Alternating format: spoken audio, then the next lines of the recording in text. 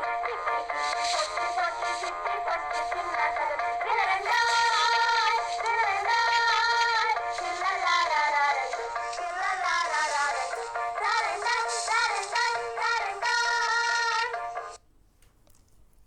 పిల్లలు, అందరూ ఎదురు చూస్తున్న ఆదివారం, దానితో పాటు మన సంతుమామ కథ రెండూ వచ్చేసాయి. మరి ఈరోజు కథ ఏంటో చూసేద్దామా? ఈరోజు కథ పేరు వెన్నుపోటు.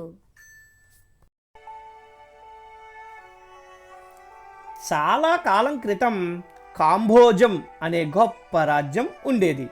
ఆ రాజ్యాన్ని అశ్వలాయనుడు అనే మహారాజు పరిపాలిస్తూ ఉండేవాడు.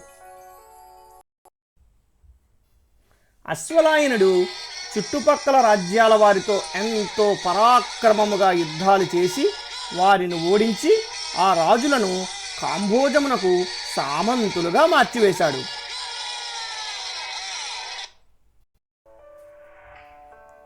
అందుచేత తనకు తిరుగులేదన్న గర్వంతో అశ్వలాయనుడు ఇష్టానుసారంగా పన్నులు విధిస్తూ రాను రాను ప్రజలను ఎన్నో ఇబ్బందులకు గురిచేస్తూ ఉండేవాడు.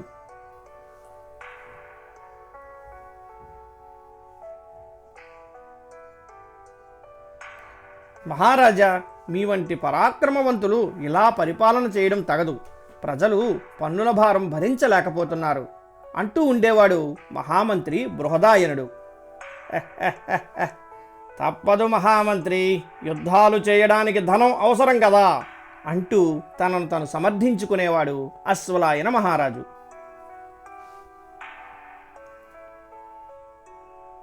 మనకు పండిన దానిలో మూడొంతులు మహారాజు గారి ఖజానాకు పోతే మనం ఎట్టా బతుకుతావురా ఈరిగా? అవునరా సూరిగా, మన రాజ్యానికి సీడలా దాపురించాడు ఈ మహారాజు. ఆ భగవంతుడే మనల్ని ఇంకా కాపాడాలిరా లాంటి గుసగుసలు తరచుగా ఆ రాజ్యంలో వినిపించేవి. ఒకరోజు అశ్వలాయన మహారాజు తనకిష్టమైన గుర్రం మీద స్వారీ చేసుకుంటూ మహామంత్రితో కలిసి సమీపమున గల అడవికి వేటకు బయలుదేరాడు.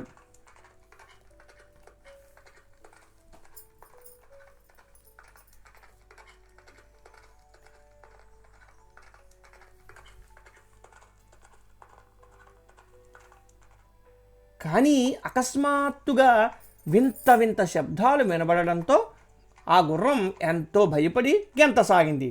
దాంతో గుర్రాన్ని అదుపు చేయలేక గుర్రం మీద నుండి మహారాజు అదుపు తప్పి కింద పడిపోయాడు. వెంటనే అప్రమత్తమైన మహామంత్రి అశ్వలాయన్ని కాపాడే ప్రయత్నం చేశాడు. కానీ మహారాజు అపస్మారక స్థితిలో ఉండడంతో బృహదాయనుడు దిక్కుతోచని స్థితిలో కాపాడండి కాపాడండి అంటూ అరవసాగాడు. ఇంతలో ఒక వ్యక్తి వారిని సమీపించి ధైర్యంగా, అయ్యో బాబోయ్ మహారాజు గారు, ఏం జరిగింది రాజుగారికి అని అడిగాడు. ఆలస్యం చేయక వెంటనే మొత్తం జరిగిన విషయం అంతా వివరించాడు బృహదాయనుడు. అలాగా, కంగారు పడకండి, నేను వైద్యం చేస్తాను, వెంటనే వెళ్ళి మూలికలు పట్టుకొస్తాను, నిరీక్షించండి అంటూ వెళ్ళిపోయాడు ఆ వ్యక్తి. కొద్దిసేపట్లోనే మరలా ఆ వ్యక్తి తిరిగొచ్చి మహారాజు గారికి వైద్యం చేశాడు. కొద్దిసేపట్లోనే అశ్వలాయనుడు తిరిగి స్పృహలోకి వచ్చాడు. నీ సహాయమునకు ధన్యవాదములు. ఇంతకు నీవెవరవు? వైద్యుడవా? నీవు వెంటనే రాజధానికి రావలేను, నిన్ను నేను ఘనంగా సత్కరిస్తాను అన్నాడు మహారాజు. ధన్యుడను మహారాజా, నన్ను పుష్యభూతి అంటారు. నేను ఈ అడవిలో బాటసారులకు సేవ చేసుకుంటూ బ్రతుకుతాను. అప్పుడప్పుడు చిన్న చిన్న ప్రథమ చికిత్సలు చేస్తాను. ప్రస్తుతానికి నన్ను క్షమించండి, నేను రాజధానికి రాలేను అన్నాడు ఆ వ్యక్తి. సరే అయితే నీ ఇష్టం, కనీసం ఈ 100 వరహాలైనా తీసుకో అంటూ వరహాల మూటను ఇచ్చాడు అశ్వలాయనుడు. చిత్తం మహారాజా అంటూ ఆ డబ్బు మూటను తీసుకుని వెళ్ళిపోయాడు పుష్యభూతి. మరుసటి రోజు ఉదయం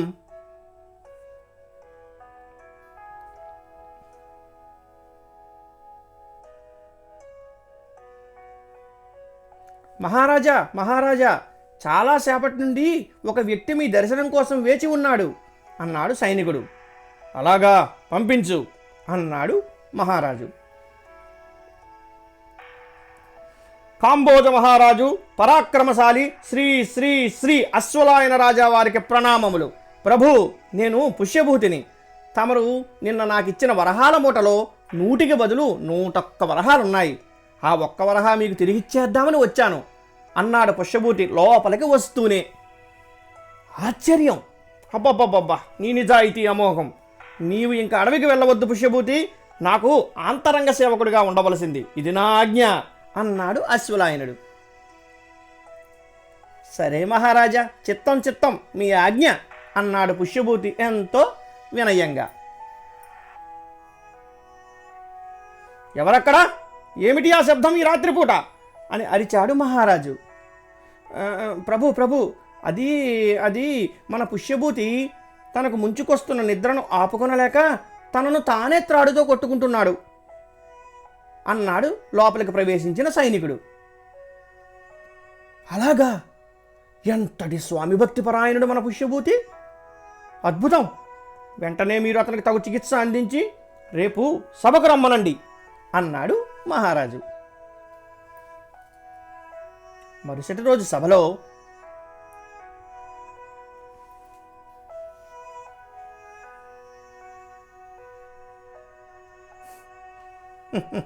నిన్నటి రాత్రి ఈ పుష్యభూతి చేసిన పని నా మనస్సును హత్తుకున్నది. అందుచేత ఎంతో ఆలోచించిన నేను చాలా కాలం నుండి ఖాళీగా ఉన్న మన రాజ్యపు కోశాధికారి పదవిని ఇతనికి బహుమతిగా ఇద్దామనుకుంటున్నాను. ఆ పదవికి మన పుష్యభూతి తగును ఎత్తి అన్నాడు అశ్వలాయనుడు. ప్రభు ప్రభు, మరికొద్ది కాలం వేచి చూసి నిర్ణయం తీసుకుని మంచిదేమో అన్నాడు బృహదాయనుడు. నా నిర్ణయంకు తిరుగులేదు మహామంత్రి. నువ్వేమంటావు పుష్యభూతి అన్నాడు మహారాజు. ఏమంటాను ప్రభు, తమ ఆజ్ఞ శిరోధార్యం అంటూ బదిలిచ్చాడు పుష్యభూతి. ప్రతి ఏడాది వలె రాజ్యభారాన్ని మహామంత్రి బృహదాయనునికి అప్పజెప్పి మహారాజు అశ్వలాయనుడు వేసవి విడిది కోసం ప్రక్కరాజ్యం ఉదకసీమకు ప్రయాణమయ్యాడు.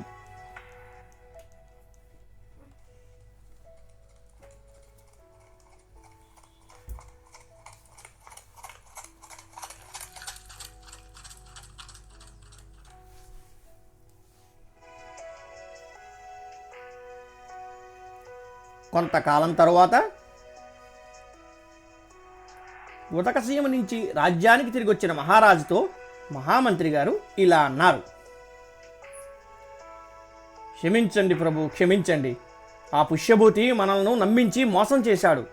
మన కోశాగారంలో గల రత్నములను ఆభరణములను తస్కరించి తన కుయుక్తులతో మన సైనికులను ఏమార్చి పారిపోయాడు. అంతేకాదు మహారాజా, ఇప్పుడే తెలిసింది నాకు, ఆ పుష్యభూతి పథకం ప్రకారము ఆనాడు అడవిలో వింత శబ్దాలు సృష్టించి మిమ్మలను గుర్రంపై నుండి అదుపు తప్పి పడేటట్లు చేశాడు. తదనంతరం మీకు వైద్యం చేసినట్లు నాటకమాడాడు. ఒక నాణెం అధికమైందని తిరిగి ఇవ్వడం, తనను తానే కొట్టుకోవడం వంటివి చేసి మీ అభిమానమును చూరగొని రాజ్యంలో కోశాధికారిగా పాగా వేశాడు. ఎంత మోసం! వానిని నేను వదలను, తప్పక పట్టుకుంటాను. మరో విషయం, అతనిని నేను క్షమించినా మన రాజ్య ప్రజలు క్షమించరు. గుప్తచరులారా, ఆ కపటి పుష్యభూతి గురించి ఏమైనా సమాచారం లభించిందా? ఏమంటున్నారు మన ప్రజలు అన్నాడు ఎంతో ఆగ్రహంగా మహారాజు. క్షమించండి ప్రభు, పుష్యభూతి జాడ తెలియరాలేదు. అంతేకాదు తమరికి అంటూ నసిగాడొక గుప్తచరుడు. ఏమిటి చెప్పు, ఏమిటా నసగుడు అన్నాడు మహారాజు. ప్రభు, నేను చెబుతాను.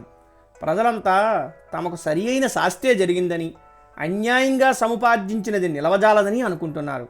ఆలోచించండి ప్రభు, వంశపారపర్యంగా వచ్చిన రత్నాలు ఆభరణాలు నిలవకపోవచ్చు, కానీ మీ పరిపాలనా సామర్థ్యము, మీ మంచితనము ప్రజల గుండెలలో ఎప్పటికీ నిలిచిపోతుంది. పుష్యభూతి గురించి కాదు, మన రాజ్య ప్రజల సంక్షేమం కోసం ఆలోచించండి అన్నాడు మహామంత్రి ఒకంత ధైర్యం చేసి. ఆ మాటలు విన్న మహారాజు కన్నులు మూసుకుని కొంతసేపు ఆలోచనలోకి జారుకున్నాడు. కొంతసేపటి తర్వాత నన్ను క్షమించండి ప్రజలారా. నేటి నుండి అనవసర పనులను రద్దు చేస్తున్నాను. అంతేకాదు, ఇక ప్రతిరోజు నేను మీ సంక్షేమం కోసమే పనిచేస్తాను. నన్ను నమ్మండి అన్నాడు అశ్వలాయన మహారాజు చెమర్చిన కళ్ళతో. ఆ మాటలు విన్న ప్రజలంతా అశ్వలాయన మహారాజు గారికి, అశ్వలాయన మహారాజు గారికి, అశ్వలాయన మహారాజు గారికి అంటూ అరవసాగారు ఎంతో ఆనందంగా. విన్నారు కదా పిల్లలు, అతి వినయం ధూర్త లక్షణం అన్నారు పెద్దలు. ఎవరు ఎలాంటి వారో తెలుసుకోకుండా నమ్మేస్తే ఇలాగే మోసపోవలసి వస్తుందని, ప్రజల కష్టసుఖాల్ని కూడా రాజు గుర్తించి నడవాలని ఈ కథ ద్వారా మనం తెలుసుకున్నాం. మరిలాంటి కథలతో నిండి ఉన్న మా ఛానల్ని సబ్స్క్రైబ్ చేయండి. తెలుగులోని తియ్యదనాన్ని ఆస్వాదిస్తూ ఉండిపోక ఒక లైక్ చేయండి, వీలైతే షేర్ చేయండి. మరిన్ని మంచి కథల్ని అందించడానికి మీ ప్రోత్సాహకాన్ని, సలహాల్ని కామెంట్ రూపంలో తెలియజేయండి. వచ్చే వారం మరొక కథతో మళ్ళీ కలుద్దాం. ఉంటాము. ధన్యవాదములు.